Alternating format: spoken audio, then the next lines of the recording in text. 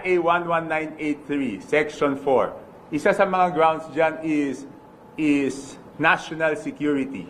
Tama? Eh yung galit na galit yung tao.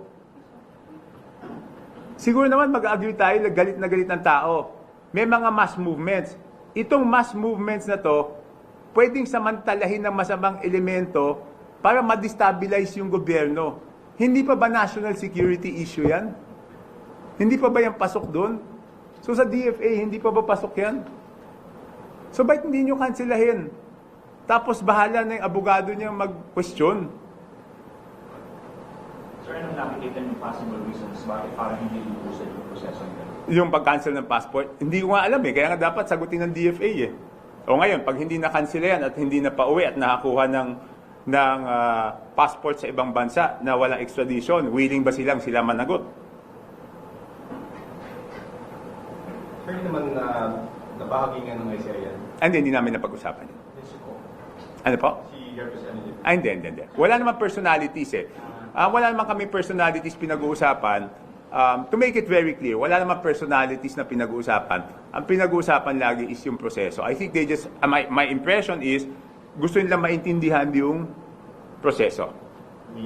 Sir, Yung buong proseso, paano nagsisimula, paano yung mga posibleng, siyempre naman sila nag-iimbestiga, hindi naman nila i-disclose sa akin kung ano yung hinahanap na ebidensya, di ba? Hindi. Sir, balikan ko lang po yung integrity kasi as you said, indicated the ICI's integrity. But I think parang there's a public uproar right now kaya question yung integridad ng ICI because the hearings are not live streamed, it's not open to the public. So what's your take on this, sir, na dapat ba going live na rin talaga yung mga pagdinig ng ICI? Hindi, alam nyo, ako naintindihan ko naman eh. Naintindihan ko naman yung sentimiento ng tao na gusto nila maging live yung hearing, no? So yun, 100% naintindihan ko yun, no?